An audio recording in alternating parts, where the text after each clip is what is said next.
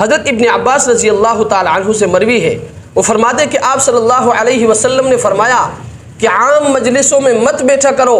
عموماً جو علاقے میں، محلے میں لوگ گلی کوچوں میں بیٹھے رہتے ہیں، محلے میں بیٹھے رہتے ہیں، اور اسی طرح بازاروں میں بیٹھے رہتے ہیں، اور اسی طرح ہوٹلوں میں بیٹھے رہتے ہیں، جس میں اکثر و بیشتر غیبت، استہزاء اور خلاف شرع باتیں ہوتی رہتی ہے، اور وقت کی بربادی وہ الگ ہوتی رہتی ہے۔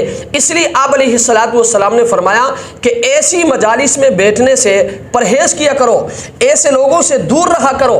آزاد لوگوں کی مجالس جس میں حرام اور حلال کی کوئی تمیز نہیں، جس میں جائز اور ناجائز کی کوئی تمیز نہیں، تو آپ علیہ السلام نے فرمایا کہ ایسی مجالس سے اپنے آپ کو دور رکھا کرے۔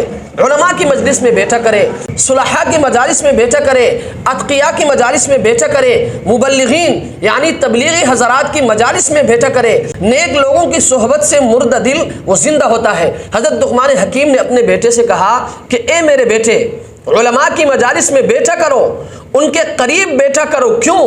اس لیے کہ مردہ دل وہ حکمت کے نور سے اس طرح زندہ ہوتے ہیں جس طرح خشک زمین وہ بارش سے زندہ ہوتا ہے۔